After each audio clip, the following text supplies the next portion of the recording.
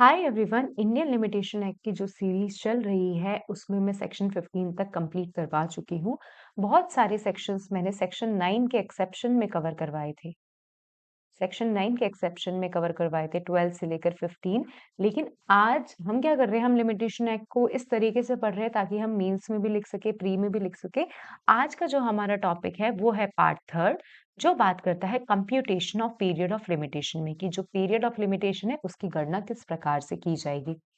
Section 12 जो मैं already section 9 में डिटेल में एक्सप्लेन कर चुकी थी, इसलिए हम यहाँ पे ज़्यादा डिटेल में नहीं पढ़ेंगे। ऑलरेडी मैं बहुत डिटेल में एक्सप्लेन कर चुकी थी आप लोगों को। इसमें यही है कि जिस दिन आपका टाइम पीरियड स्टार्ट हो रहा है, जिस दिन टाइम पीरियड रिकॉर्ड हो रहा है, उस दिन को एक्सक्लूड कर दिया जाएगा। और 2-3 एक्सप्लेनेशन, 2-3 और अदरवाइज सेक्शन दे रखे थे, आप जाकर डिटेल में उसे पढ़ सकते हैं प्रीवियस वीडियोस में। और यदि आपने लिमिटेशन एक्ट की अभी तक कोई प्रीवियस वीडियोस नहीं देखी है तो मैंने आपके लिए क्या बना दिया है, एक प्लेलिस्ट बना दी है। आप जाकर मेरे चैनल पे इंडियन लिमिटेशन एक्ट के नाम से जो प्लेलिस्ट है उसमें जाकर देख सकते हैं। बात करते हैं सेक्शन 13 की। क्या बोल रहा है सेक्शन 13? सेक्शन 13 बात कर रहा है exclusion of time in case where leave to sue or appeal as a pauper is applied for. देखिए क्या होता है, एक ए प्रॉपर, ए क्या है, एक गरीब व्यक्ति है, पॉपर है। वो क्या करता है, वो सूट तो लगा नहीं सकता, उसके पास में जो सूट है, कोर्ट फीस पे करने के लिए क्या नहीं है, फीस नहीं है। तो उसने क्या लगाई, एप्लीकेशन लगाई, सर मैं क्या हूँ, पॉपर हूँ। ठीक है। अब इस एप्लीकेशन को क्या कर दिया, कोर्ट ने रिजेक्ट कर दिया। कोर्ट ने क्या कर दिया, इस एप्लीकेशन को रिजेक्ट कर दिया कि भाई मुझे जैसा लग रहा है तेरी जो असेट्स हैं, मूवेबल इमूवेबल असेट्स हैं, या जो भी तेरे डेटर्स क्रेडिटर्स हैं, उनको देखकर मुझे ऐसा लग रहा है कि नहीं भाई, आप प्रॉपर नहीं हो, आप कोर्ट फीस पे कर सकते हो। क्या बात कर रहा है ये सेक्शन 13, कि क्या करा कोर्ट ने इसकी एप्लीकेशन रिजेक्ट कर दी। लेकिन यदि कोर्ट को ऐसा लगता है कि इसने ये एप्लीकेशन क्या लगाई थी, गुड फेथ में लगाई थी। कैसे लगाई थी, गुड फेथ में एप्लीकेशन लगाई थी, तो कोर्ट उसको ऐसे बोलेगा कि आप एक काम करो, आप जो कोर्ट फीस है आज पे कर दो। आप जो कोर्ट फीस है आज पे कर दोगे तो ये जो सूट इंस्टीट्यूट में कब से मान लूंगा, जिस दिन आपने एप्लीकेशन लगाई थी। समझ गए। मान लीजिए इस एप्लीकेशन को रिजेक्ट करने में 2 मंथ लग गए। कितने महीने लग गए, 2 महीने लग गए।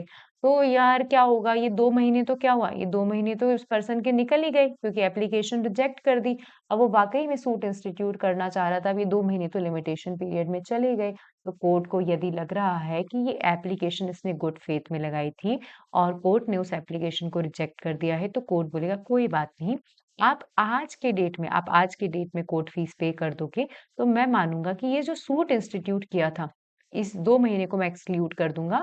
और ये मान लूंगा कि ये जो सूट इंस्टीट्यूट किया था आपने, एप्लीकेशन वाली डेट जिस दिन आपने एप्लीकेशन लगाई थी उस दिन ही आपने इंस्टीट्यूट कर दिया था।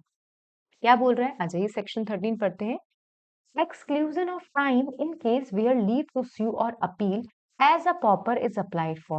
Where an application for leave to sue or appeal as a pauper has been made and rejected. लगाई गई है और उसे रिजेक्ट कर दिया गया है। The time during which the applicant has been prosecuting in good faith, his application for such leave shall be excluded. कि जिस टाइम के दौरान जो एप्लीकेंट है उसने गुड फेथ में काम किया था, कैसे काम किया था, गुड फेथ में काम किया था, कोर्ट क्या कर देगा, उसको एक्सक्लूड कर देगा। और क्या करेगा कोर्ट, देखते हैं। द कोर्ट में on payment of the court fees prescribed for such suit or appeal, जो भी मतलब कोर्ट उसको बोलेगा कि एक काम करो, आप क्या कर दो, कोर्ट फीस पे कर दो। तो मैं ये मान लूंगा, treat the suit or appeal has having the same force of effect as if the court fees had been paid in the first instance. First instance का मतलब कि एप्लीकेशन के टाइम पे ही क्या कर दी थी आपने, कोर्ट फीस को पेमेंट कर दिया। कोर्ट फीस का पेमेंट आपने जिस दिन एप्लीकेशन लगाई थी एज अ पर्पस, उस दिन ही कोर्ट फीस का आपने पेमेंट कर दिया था। आई होप आपको ये सेक्शन बहुत अच्छे से समझ में आ गया होगा।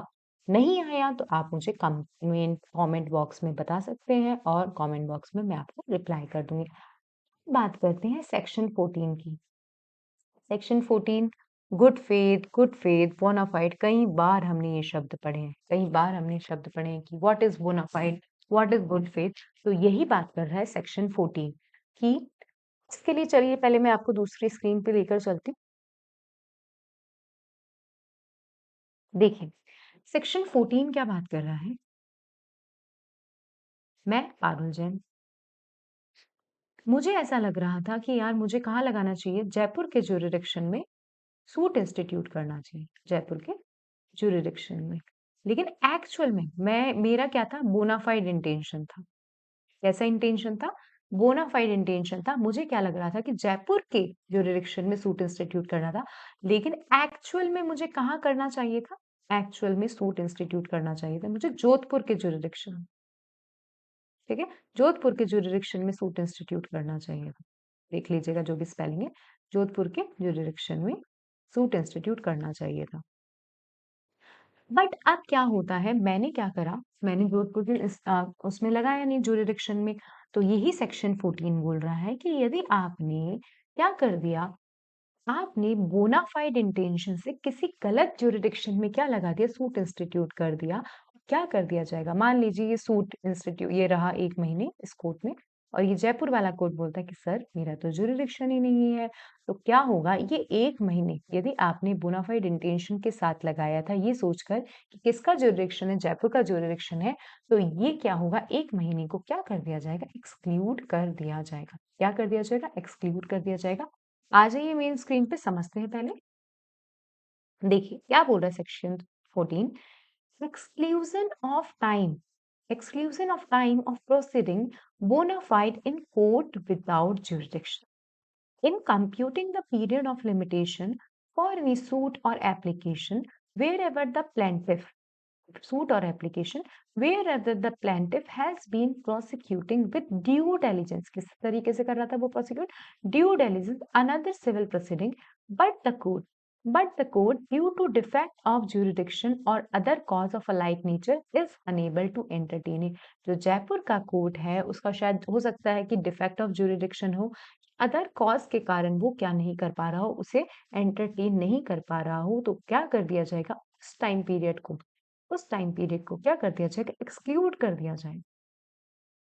यहाँ पे बात आती है, यहाँ पे जो बात आती है वो ये आपने सिविल प्रोसीजर कोड का जब ऑर्डर 23 पढ़ा होगा, तो उसके अंदर क्या पढ़ा होगा, रूल 2 पढ़ा होगा। तो रूल 2 क्या कहता है, पहले मैं आपको एडिशनल पॉइंट में बताती हूँ कि रूल 2 क्या कहता है।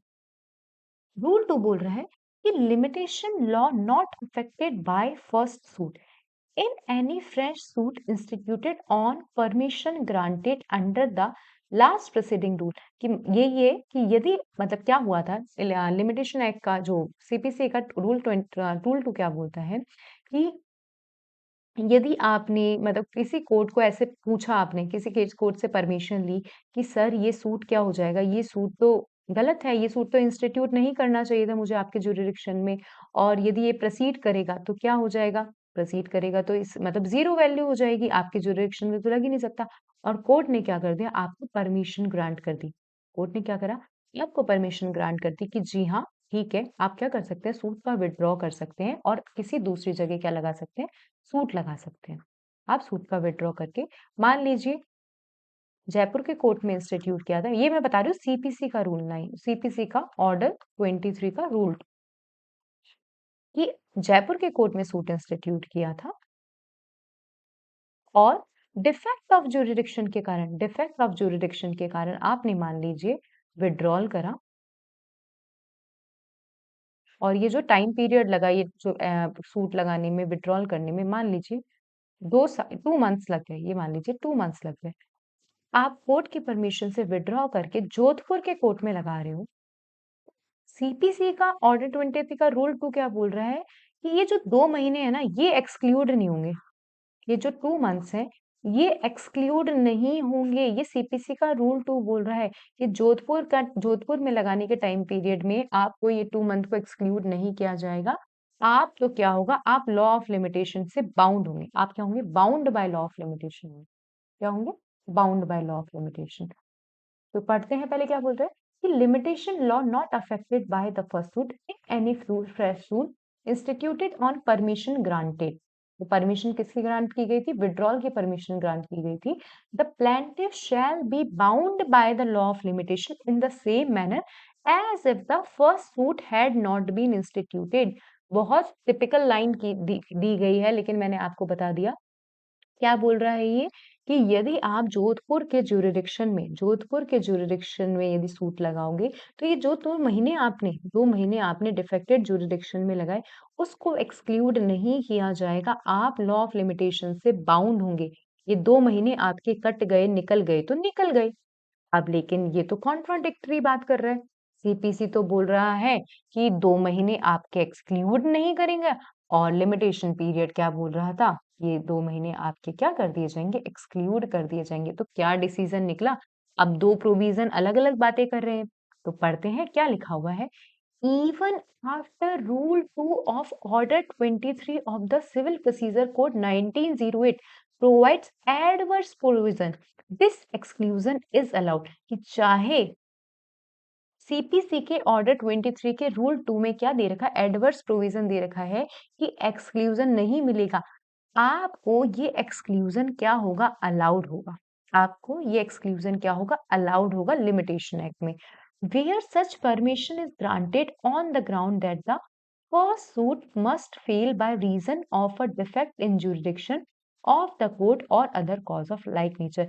यदि कोर्ट ने कहा है कि डिफेक्ट ऑफ जुरिडिक्शन के कारण क्या हो जाएगा, ये सूट फेल हो जाएगा, तो क्या हो जाएगा, आपको एक्सक्लूजन क्या होगा, एक्सक्लूजन अलाउड हो जाएगा। ये 2 मंथ अलाउ होंगे, इवन दो सीपीसी के ऑर्डर 23 के रूल 2 में, ऑर्डर 23 के रूल 2 में कुछ भी लिखा हो।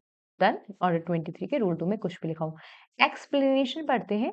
For the purpose of this section, excluding the time during which the formal civil proceeding was pending, the day on which that proceeding was instituted and the day on which it has ended, both shall include it। आपको पता ही है, जिस दिन application लगाई, जिस दिन ये suit लगाया, जिस दिन ये सूट पूरा चला डिफेक्ट ज्यूरिडिक्शन, और जिस दिन सूट विड्रॉ किया, ये सब चीजें क्या होती है, एक्सक्लूड कर दिया जाती है।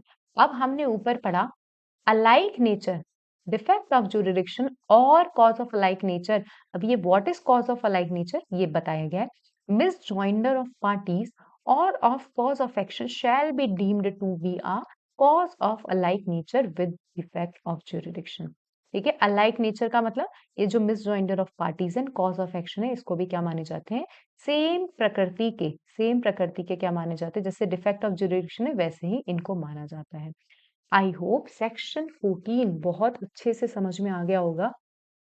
देखिए क्या होता है, आज तक ये मुझे मतलब बहुत सारी 90 या 90% लोगों ने ये सेक्शन जो लिखा रहता है इसको क्या कर देते हैं, इग्नोर कर देते हैं सब सेक्शन। लेकिन इसमें यही लिखा है, ऑर्डर 23 में कुछ भी लिखा हो आपको एक्सक्लूजन मिलेगा तो मिलेगा ही।